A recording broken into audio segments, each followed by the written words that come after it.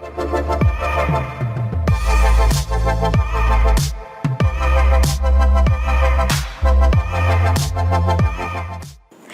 Friends, कैसे हैं आप सब। I hope you are doing great. मैं हूं सोनम और इन्फॉर्मेशन सेंटर में आप सभी का स्वागत है।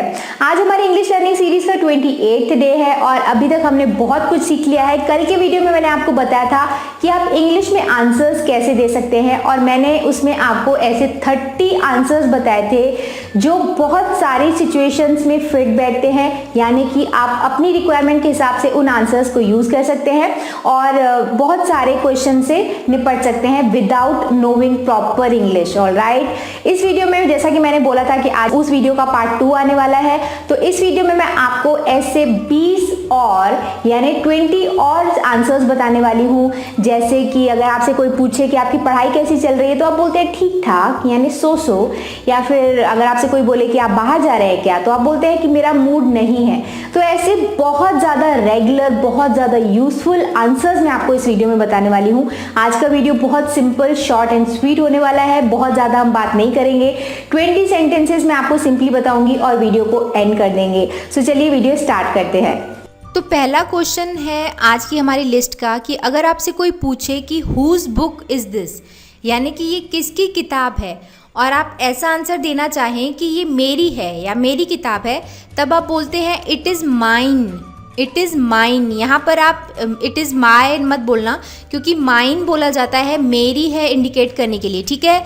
तब आपको क्या बोलना है, इट इज़ माइन, ये मेरी है। ओके, नेक्स्ट क्वेश्चन है, अगर आपसे कोई पूछे कि how tall are you, how tall are you मतलब तुम्हारी लंबाई कितनी है या आपकी लंबाई कितनी है, तो इसका आंसर आप सिंपली ऐसे नहीं बोल सकते 5 फीट या 6 फीट। अगर आप बोलना चाहें 6 फीट है मेरी हाइट, तब आप बोलते हैं आई एम 6 फीट टॉल, ठीक है, I am 6 feet tall. Next question है हमारी लिस्ट में कि अगर आपसे आपकी कोई एज पूछे, यानी आपसे पूछे कि हाउ ओल्ड आर यू या व्हाट्स योर एज, तुम्हारी उम्र क्या है, तो आप क्या बोलते हैं, आप अपनी एज बताते हैं कि मैं 25 साल का हूँ या मैं 15 साल का हूँ। तब आपको उसको इंग्लिश में कैसे बोलना है, आई एम 15 या आई एम 15 ईयर्स ओल्ड। आप बोलेंगे कि इसमें नई चीज़ क्या है, ये तो हमको पता था। तो ये आंसर मैंने इसीलिए रखा है क्योंकि ज़्यादातर जो स्टूडेंट्स हैं वो, मैं आपको बता रही हूँ वो क्या मिस्टेक करते हैं, वो बोलते हैं आई एम 15 ईयर्स। देखिए, आई एम 15 मतलब मैं 15 का हूँ, मतलब मैं 15 साल का हूँ। आई एम 15 ईयर्स ओल्ड मतलब मैं 15 साल की उम्र का हूँ। पर अगर आप बोलते हैं आई एम 15 ईयर्स, तो आई एम का मतलब तो होता है मैं हूँ, राइट, मैं हूँ, आई एम मतलब मैं हूँ, और 15 ईयर्स का मतलब होता है 15 साल। तो आप ऐसे नहीं बोल सकते हैं कि आई एम 15 ईयर्स, कि मैं 15 साल हूँ। ये बहुत गलत साउंड होता है, इट्स वेरी रॉन्ग इंग्लिश। याद रखिए कि आप बोली या तो आई एम 15 या I am 15 years old. Alright, आगे बढ़ते हैं। हमारे पास नेक्स्ट क्वेश्चन है, do you want to go out with them, do you want to go out with them, क्या तुम उनके साथ बाहर जाना चाहते हो। अगर इस तरीके का क्वेश्चन आपसे कोई पूछता है और आप आंसर देना चाहें कि नहीं मेरा मूड नहीं है, तो ये आंसर इतना कॉमन है कि हम बहुत सारे क्वेश्चन के ऊपर ये आंसर देते हैं कि नहीं मेरा मूड नहीं है, मूवी पर चलना है, नहीं मेरा मूड नहीं है। तो मेरा मूड नहीं है, इसको इंग्लिश में बोला जाता है no I am not in the mood, no I am not in the mood. बहुत सारे स्टूडेंट्स के मन में इस क्वेश्चन का आंसर जानने की बड़ी इच्छा होती है कि मेरा मूड नहीं है को इंग्लिश में क्या बोला जाता है, तो उसको बोला जाता है no I am not in the mood, मैं मूड में नहीं हूँ या मेरा मूड नहीं है, ठीक है। नेक्स्ट क्वेश्चन है हमारे पास, how many people were there at the meeting. अगर आपसे कोई इस तरीके का कभी क्वेश्चन पूछता है कि मीटिंग में कितने लोग थे या वहाँ कितने लोग थे, पार्टी में कितने लोग थे, तब आप बोलते हैं ना कि इतने के आसपास, यानी 100 के आसपास या 200 के आसपास। तब आप बोलते हैं अबाउट 100। अबाउट का मतलब होता है के आसपास या लगभग। तो ये बहुत यूज़फुल वर्ड है, आप इसको अच्छे से यूज़ करेंगे तो अच्छा साउंड होता है, अच्छा इंप्रेशन पड़ता है कि अबाउट 100, लाइक 100 के आसपास। और पिछले एक वीडियो में मैंने आपको बोला था टाइम के लिए कि तुम कितने बजे सोते हो, तब आप आंसर कर सकते हैं अराउंड 10। तो अराउंड और अबाउट दोनों का लगभग यूज़ होता है, पर जब आप ज़्यादातर इसमें कुछ खास डिफरेंस नहीं है, पर अगर आप टाइम के बारे में बात करते हैं तब आप अराउंड का यूज़ करते हैं और अगर आप किसी संख्या की बात करते हैं जिसको काउंट कर सकते हैं तब आप अबाउट का यूज़ करते हैं। ऑल्दो इनको आप एक दूसरे की जगह पर भी यूज़ कर सकते हैं, बट फिर भी जो थोड़ा डिफरेंस है वो मैंने आपको बता दिया। नेक्स्ट क्वेश्चन है हमारे पास कि अगर आपसे कोई पूछे कि are you sure he will help us, कि तुम श्योर हो कि वो हमारी मदद करेगा, राइट? इस तरीके का क्वेश्चन हम लाइफ में फेस करते हैं ना, तो हम आंसर कभी कभी ऐसा देते हैं कि हाँ मुझे पूरा यकीन है। हाँ मुझे पूरा यकीन है, इसको इंग्लिश में बोला जाता है एब्सोल्युटली श्योर। एब्सोल्युटली श्योर मतलब मुझे पक्का यकीन है, ठीक है। और इसी क्वेश्चन को अगर आप दूसरे तरीके से आंसर करना चाहें कि क्या तुम्हें यकीन है कि वो मदद करेगा, तब आप बोलते हैं ना यस, कि हाँ मुझे यकीन है, तो उसको दूसरे तरीके से बोला जाता है yes I am certain. Certain का मतलब है यकीन होना, निश्चित होना, राइट? तब आप उसको बोलते हैं यस आई एम सर्टेन, मतलब मुझे यकीन है। नेक्स्ट क्वेश्चन है कि अगर आपको कोई इस तरीके से बोले कि do you think this plan will fail, क्या तुम्हें लगता है कि हमारी ये योजना असफल होगी? क्या तुम्हें लगता है कि ये योजना हमारी असफल होगी? तब आप बोलते हैं ना कि हाँ बहुत संभावना है। तो सिर्फ इसी क्वेश्चन के ऊपर नहीं, बहुत संभावना है, बहुत सारी जगहों पर इस सेंटेंस को, इस आंसर को हम यूज़ कर सकते हैं। तो उसे हम इंग्लिश में बोलते हैं it is very much possible. बहुत संभावना है, इसका मतलब it is very much possible. Next question है हमारे पास, या क्वेश्चन नहीं एक स्टेटमेंट है, एक कथन है कि अगर आपको कोई बोले कि you are standing on my foot, तुम मेरे पैर के ऊपर खड़े हो, तब आप आंसर देते हैं ना कि माफ़ कीजिएगा मुझे ध्यान नहीं था या मैंने ध्यान नहीं दिया, तब आप उसको इंग्लिश में बोलते हैं sorry I didn't realise. Sorry I didn't realise या आई डिड नॉट रियलाइज, ठीक है।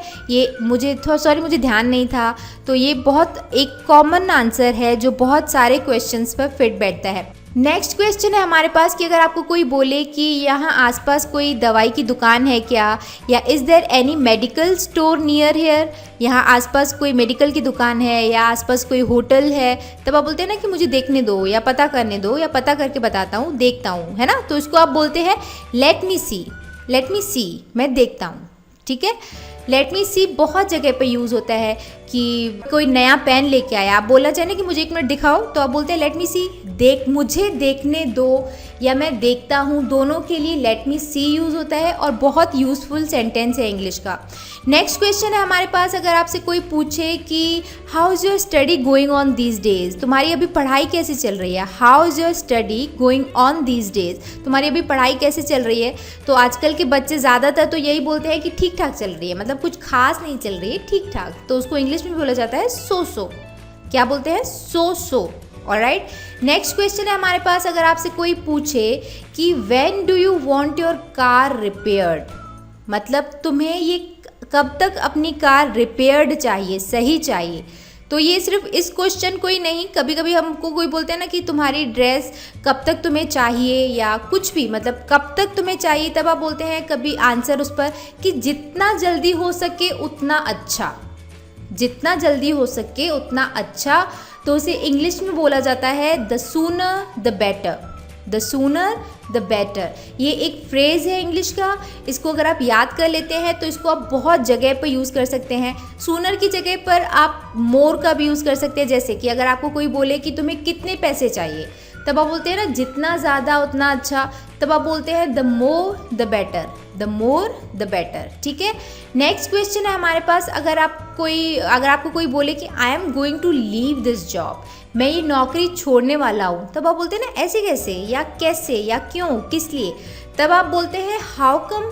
हाउ कम मैं आपको पहले भी बता चुकी हूँ कि हाउ कम का मतलब होता है ऐसे कैसे। How come you are here, तुम यहाँ कैसे। तो हाउ कम एक अच्छा फ्रेज़ है इंग्लिश का।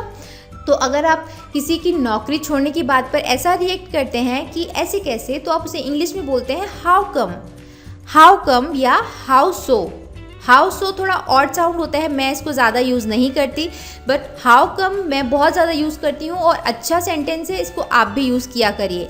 नेक्स्ट क्वेश्चन है हमारे पास, अगर आपको कोई बोलता है कि didn't I tell you about this, क्या मैंने तुम्हें इसके बारे में बताया नहीं था, है ना, क्या मैंने तुम्हें इसके बारे में बताया नहीं था, तब आप बोलते हैं ना कि मुझे याद नहीं, तब आप बोलते हैं उसे इंग्लिश में आई डोंट रिमेंबर, मुझे याद नहीं। अगला सेंटेंस है हमारे पास कि अगर आपको कोई बोले कि shall we go for a walk now, कि हम अभी वॉक पे चले क्या, हम कभी घूमने चले क्या अभी यहाँ पर, तब आप बोलते हैं ना तुम्हारी मर्जी, जैसी आपकी मर्जी, तब आप उसे इंग्लिश में बोलते हैं as you wish, as you wish, ठीक है, मतलब तुम्हारी मर्जी। नेक्स्ट सेंटेंस है हमारे पास, अगर आपको कोई बोले आई लव दीज बिस्किट्स, मुझे ये बिस्किट्स बहुत पसंद हैं, तब आप बोलते हैं कि मुझे भी पसंद है, तो उसे आप इंग्लिश में बोलते हैं मी टू। अब बिस्किट्स के लिए नहीं, किसी भी बात के लिए अगर आपको पसंद है, सामने वाले ने बोला मुझे ये पसंद है, आप बोले मुझे भी पसंद है, तब आप उसे इंग्लिश में बोलते हैं मी टू, यानी मुझे भी पसंद है। नेक्स्ट सेंटेंस है हमारे पास, अगर आपको कोई बोले कि I have decided not to go there again, कि मैंने वहाँ नहीं जाने का डिसाइड किया, तब आप बोलते हैं कि मैंने भी ऐसा डिसाइड किया, तो उसको सिंपली आप बोल सकते हैं सेम हियर, कि भाई मैंने भी ऐसा डिसाइड किया है कि मैं वहाँ नहीं जाऊँगा, तो इतना सारा बोलने की ज़रूरत नहीं, आप बोल दो सेम हियर, मतलब मैंने भी। नेक्स्ट क्वेश्चन है हमारे पास, अगर आपको कोई बोले कि shall we eat out tonight, कि क्या आज हम बाहर खाएं, shall we eat out tonight, क्या हम बाहर खाना खाएं, तब आप अगर ऐसा बोलना चाहें कि हाँ क्यों नहीं, हाँ क्यों नहीं, तब आप बोलते हैं yes why not, why not मतलब क्यों नहीं। ये बहुत सारे क्वेश्चन के आंसर्स में हम वाई नॉट का यूज़ करते हैं। नेक्स्ट क्वेश्चन है कि अगर आपको कोई बोले कि वेयर आर यू गोइंग, कि तुम कहाँ जा रहे हो, तब आप ऐसा बोलना चाहें कि कहीं भी नहीं, तब आप बोलते हैं नो वेयर, नो वेयर मतलब कहीं भी नहीं। और इसी क्वेश्चन का अगर आप आंसर ऐसे देना चाहें कि तुम्हारा क्या मतलब है, अगर वेयर आर यू गोइंग तुम कहाँ जा रहे हो, और इसका आप आंसर देना चाहें कि इससे तुम्हारा कोई मतलब नहीं है, तब आप बोलते हैं none of your business. Although ये एक रूड आंसर है, हम ज़्यादातर नहीं देते हैं, बट फिर भी एक आंसर है, तो मैं आपको बता देती हूँ कि इसको बोलते हैं नन ऑफ योर बिजनेस, तुम्हारा काम नहीं है ये। ऑलराइट, तो यहाँ पर इसके साथ हमारे 20 आंसर्स की लिस्ट ओवर होती है। कल के वीडियो में हमने 30 आंसर्स देखे थे, आज हमारे 20 और हुए, तो टोटल आपके पास लिस्ट बनती है 50 आंसर्स की। अगर आप इसे याद कर लेते हैं तो आप किसी भी क्वेश्चन का आंसर इंग्लिश में दे सकते हैं। तो फ्रेंड्स, देखा आपने कितने ज़्यादा यूजफुल आंसर्स हैं। तो कुल मिला के अब आपके पास कल और आज के वीडियो को मिलाकर 50 ऐसे आंसर्स हो चुके हैं, जिनको अगर आप याद कर लें तो फिर आप बहुत सारे क्वेश्चन से निपट सकते हैं, उनका सामना कर सकते हैं विदाउट एनी हेजिटेशन। ऑलराइट, सो इन आंसर्स को याद करिए और क्वेश्चन क्रिएट कर करके अपने हिसाब से यही आंसर आप देने की कोशिश करिए। इन आंसर्स को लर्न करके मिरर के सामने आंसर देने की कोशिश करिए, ताकि आपका कॉन्फिडेंस बना रहे, और जब ऐसी सिचुएशन आपके सामने आए तो आप फ्लुएंटली इन आंसर्स को दे पाएं। सो वीडियो को एंड करते हैं। मुझे उम्मीद है कि आपने बहुत कुछ सीखा होगा इस वीडियो से। ऑलराइट, अगर वीडियो आपको यूजफुल लगा तो वीडियो को लाइक जरूर करिए, और आप मुझे नीचे कमेंट सेक्शन में जरूर बताइए कि आप किस तरीके के वीडियोस, किस टॉपिक पर वीडियोस देखना चाहते हैं। अगर बहुत कॉमन टॉपिक है, बहुत यूजफुल टॉपिक है, तो मैं उनको कंसिडर जरूर करूंगी उन टॉपिक्स को। Alright, so let's end the video. I am signing off. और एंड यस, वीडियो यूजफुल लगा तो उसे शेयर भी जरूर करिए, ताकि और भी लोग इन ऐसे वीडियो से, ऐसे यूजफुल वीडियो से हेल्प ले पाए। सो मिलते हैं हमारे अगले वीडियो में एक और नए टॉपिक के साथ, एक यूजफुल टॉपिक के साथ। See you in the next video. Bye bye, thanks for watching.